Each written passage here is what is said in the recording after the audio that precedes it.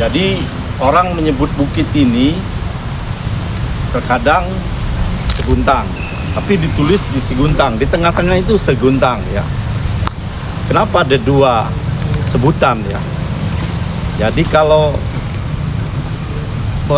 merujuk kepada manuskrip masa lalu sebenarnya Seguntang ya. Tulisan-tulisan para ahli masa lalu juga Seguntang. Seguntang itu artinya kalau diterjemahkan dalam bahasa Melayu ada dua kata se dan atau ada awalan se, ada guntang. Guntang itu dalam bahasa Melayu itu pelampung pancing. Jadi mengapung ya. Jadi bukit ini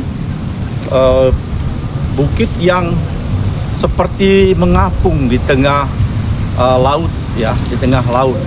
Karena pada waktu itu, pada masa lalu itu, sebelum ada gedung tinggi, bukit yang paling tinggi di kota Palembang ini bukit ini 27 atau 28 km dari permukaan laut. Jadi kalau dilihat dari Sungsang, karena tidak ada gedung, tidak ada yang menghalangi, maka bukit ini seperti atau seolah-olah mengapung di laut. Dan oleh para pelancong ini seperti mercusuar. Kalau ketemu bukit Seguntang, jadi yang mengapung seperti mengapung itu sampai di Palembang. Itu asal kata dari Seguntang. Maka kalau saya menyebutnya bukit Seguntang ya, bukan Seguntang.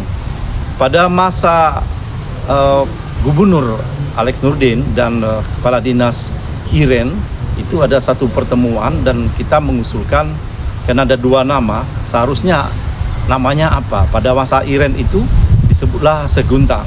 Tapi pada masa berikut diubah lagi menjadi Seguntang.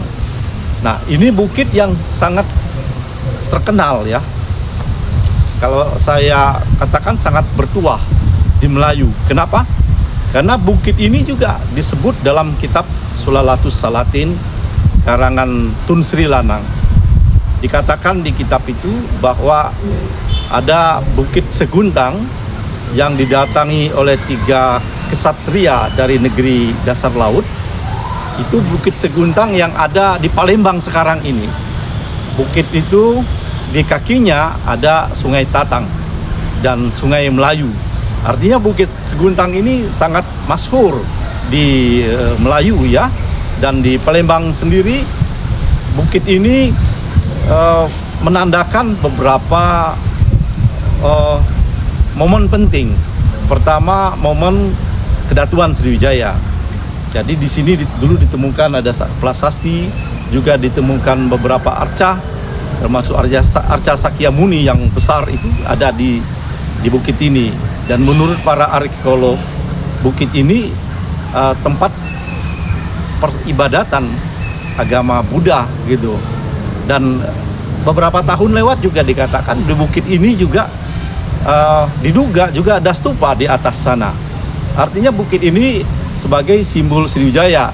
Dan kalau kita berjalan ke arah sana, ada pemukiman Sriwijaya yang sekarang sudah menjadi situs, namanya Taman Purbakala Kedatuan Sriwijaya. Sekarang menjadi taman wisata. Nah, jadi bukit ini sangat masyhur. Nah, bagi masyarakat Sumatera Selatan, ini sering sejak masa lalu, jadi sering diziarahi oleh masyarakat Sumatera Selatan. Jadi masyarakat Sumatera Selatan menganggap, oh ini puyangnya orang Sumatera Selatan. Karena nanti kalau kita ke atas, nanti ada makam segentar alam. Nah, di makam segentar alam itu pada masa kesultanan, ada sultan mengumpulkan para pasirah, ada pemimpin-pemimpin daerah di sini untuk bersumpah setia di makam makam segentar alam itu. Ada makam Tuan Junjungan, itu dianggap oleh orang-orang suku Gumai bahwa itu adalah makam nenek moyangnya. Ada makam Kembang Dadar juga, ada makam Putri Rambut Selaka yang terkenal juga di Rejang atau di suku Rejang dulu masuk bagian dari Batanghari 9. Artinya bukit ini betul-betul bagi masyarakat Sumatera Selatan sejarah Sriwijaya dan masyarakat Melayu betul-betul diakui sebagai bukit yang keramat atau bukit bertuah.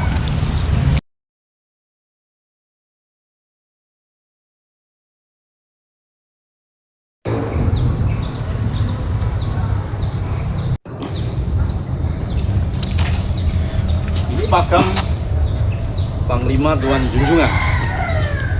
Diklaim oleh suku Bumai bahwa nenek moyang mereka itu berasal dari makam Tuan Junjungan ini, dan orang-orang Bumai biasanya kalau ke Palembang dia ziarah ke tempat makam Puyang Junjungan ini.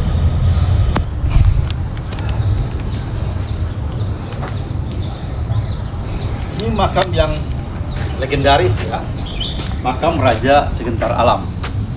Sering dikaitkan dengan makam Iskandar Zulkarnain atau Iskandar Shah ya. Nah ini diklaim sebagai makam yang nenek moyangnya orang dari Batanghari 9 atau Sumatera Selatan. Pernah suatu ketika Sultan Palembang itu mengumpulkan pesira-pesira atau pimpinan-pimpinan dari daerah untuk berkumpul di depan makam ini untuk bersumpah setia kepada Kerajaan Palembang atau Kesultanan Palembang. Jadi ini makam yang sangat legenda di Sumatera Selatan. Nah, Raja Segentar Alam ini sebagai apa di sosok di ini Palembang ini? Ini legendaris. Jadi kita sulit menemukan teks sejarah ya. Tapi dalam tradisi lisan kita atau sastra lisan orang disebut oleh ini makam yang terkait dengan kerajaan Melayu tadi, kerajaan Melayu yang kalau kita melihat legendanya atau dalam kitab sastra Sulalatus Salatin itu ada 3 orang yang datang di sini, ada Sang Sapurba, Krishna Pandita, dan Sang Nila Pahlawan. Ada 3 orang datang di sini. Dan dalam kitab Sulalatus Salatin Tun Sri Lanang itu diceritakan bahwa 3 orang itu berasal dari negeri dasar laut, datang pada malam hari, dan ketika itu Bukit Seguntang ini bercahaya terang, dilihat dari jauh seperti terbakar. Di bukit ini ada 2 orang perempuan yang berkebun di sini. Nah, 2 orang perempuan berkebun itu melihat dari jauh bahwa kebunnya terbakar, tapi dia tidak berani untuk datang ke tempat ini. Maka dia besoknya baru datang. Ketika datang ke sini dia bertemu dengan 3 orang itu, Sang Sapurba, Krishna Pandita, dan Sang Nila Pahlawan. Sebelum ketemu itu dia melihat padinya yang tadi berbuah lebat itu, buahnya menjadi emas, kemudian bunganya daunnya berubah menjadi perak, dan batangnya berubah menjadi swasa. Jadi dia sangat terkejut dengan itu. Lalu ketemu 3 orang itu. 3 orang itu mengatakan kami memang diturunkan di sini untuk mengembangkan atau meluaskan kekuasaan. Nah, Sang Sapurba ini dari mulut ke mulut kemudian tersebar kemana-mana. Terdengarlah oleh Demang Lebar Daun. Maka Demang Lebar Daun pun datang ke sini. Datang ke sini menghaturkan sembah, dan kemudian Demang Lebar Daun ini penguasa lokal di sini. Penguasa lokal. Lalu mereka akrab ya.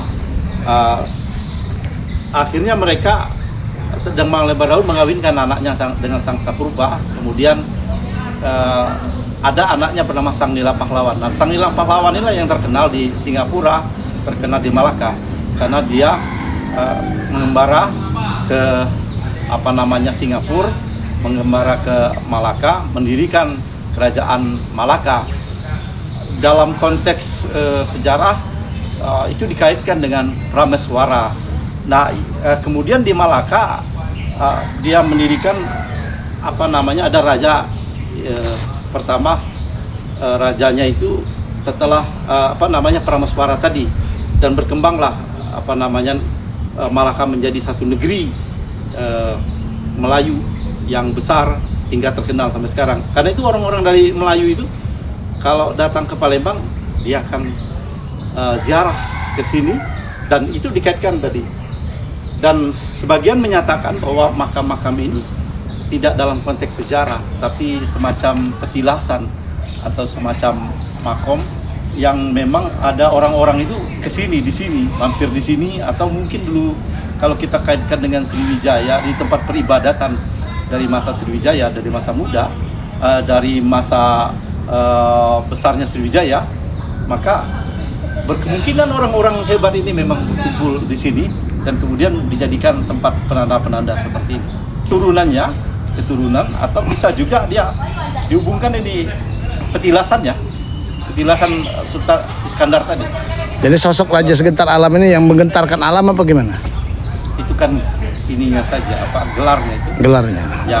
Ya barangkali memang tuahnya itu atau marwahnya itu memang menggetarkan alam.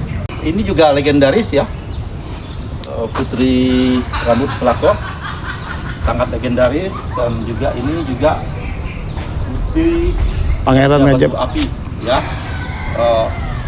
Intinya kalau orang-orang Sumatera Selatan itu dulu itu sering berziarah ke makam-makam, mungkin mereka anggap itu orang-orang yang sakti pada masa lalu. Ini Panglima Bagus Sarak, juga seorang tokoh legenda yang terkenal juga di Sumatera Selatan. Sebelahnya lagi Panglima Bagus Kuning. Nah, Panglima Bagus Kuning ini dikaitkan dengan Ratu Bagus Kuning yang di Pelaju.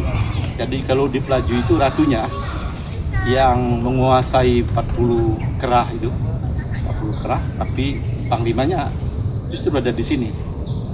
Panglima dari Bagus Kuning itu. Ini makam Putri Kemang Dadar yang paling populer lah di masyarakat Palembang. Seringkali dikunjungi dan ziarahnya paling ramai di sini. Putri Kemang Dadar ini.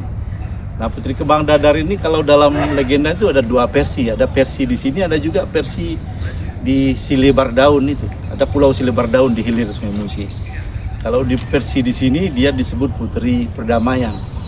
Jadi yang mendamaikan antara kerajaan Hulu dan kerajaan Hilir. Dia salah satu anak dari raja itu.